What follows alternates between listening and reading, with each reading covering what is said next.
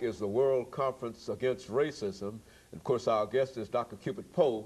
And Dr. Poe, during this last segment, let's give you an opportunity to sort of wrap up some of your activities in Africa dealing with the World Conference Against Racism, and to talk about some of your other impressions about the people of South Africa and how they are reacting to some of the problems that they are faced with, and et cetera.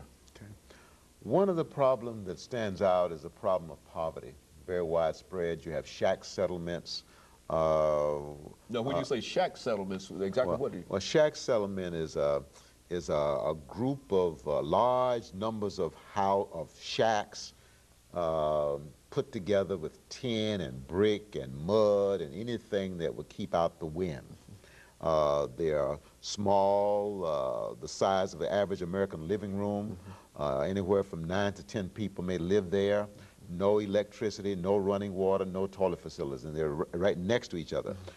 Seemingly they developed as a result of blacks being brought to the urban area to work in the gold mines, in the diamond mines, as well as townships. These are large areas where blacks live, the equivalent of the ghetto here in America. And so the poverty in the townships, the poverty in the shack settlements is very, very prevalent. And so poverty is a big factor. What I learned at the conference was where you have that degree of poverty, suspect racism. Suspect it, okay? People, if given adequate opportunity, will try to advance themselves, all right? On the other hand, if they are oppressed and prevented from advancing themselves, oftentimes poverty is a result, and poverty breeds poverty. That's one of the outstanding things that I learned. The other thing that I learned, I visited a school in one of the townships outside of Durban. The name of the school is Kathala School. It has students there from primary up to grade 4. And there are 800 kids there and 22 teachers. They don't have adequate classrooms. They have 10 classrooms for 800 children. 6 of the classes each day, school day, have to meet outside. They have no playground facilities. But the amazing thing about the students is that in the classrooms that I visited, they were averaging about 40 to 45 per classroom. They were surprisingly disciplined.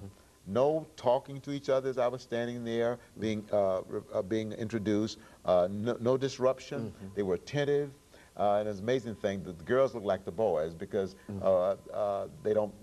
cut their hair, okay? But the instructor said, I said, you know, your students are more disciplined than our students. And she said, well, one thing, part of the African family tradition is to teach respect. We teach our children respect for their elders and respect for one another. I said, now, do you mean by respect love?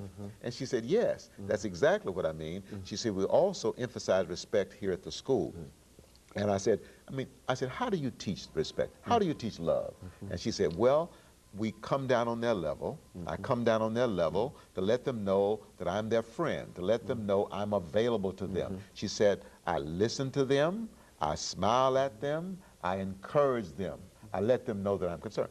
I had never before in my life, I think, asked somebody to explain to me how you show love for another person. She did an excellent job. She helped me to see that one of the deficiencies in our culture, in the American culture, is that we have forgotten, I think, to teach one of the most important things we can teach in a school system or a child is respect or love. Respect for elders, love for your elders, love for one another, respect for one another, and that ends up being respect for oneself. And that's the enemy of self-hate. For you see, as I said, racism essentially is self-hate. And I think it's a byproduct of the fact that we teach so many other things. We teach the acquisition of wealth. We teach the pursuit of success, same thing, okay? But the deficiency, I think, in our public school system and in our homes is, by and large, we're not doing a good enough job of teaching respect or love. And I think we see every indication of it simply by watching the television or reading the newspapers. You see people who are doing things that are certainly not respectful toward themselves or toward others. Yes. I think I would agree with that. I certainly would agree with that. Now, Dr. Poe, looking at this whole conference, this is the second conference, I understand. Do you think that the conference had any real impact? You know, certainly And of course, we have only a couple of minutes, but what impact do you think that this conference? There were 10,000 people there from various countries around the world that is during the first segment. Beautiful array of people. These people networked with each other, they talked with each other, they shared with each other, and that's how I was able to broaden my perspective. It wasn't so much what was being reported in the press. Now, the press was talking about the controversial issues of reparations as well as the Palestinian question. That was in the press. And also they were talking about the U.S.'s response to the conference. That was in the press. And there were some people who believed that unless the conference could agree on a position that was acceptable to most of the delegates about the Palestinian question, unless they could agree on the position that the conference should take regarding reparations, that the conference would not be a success.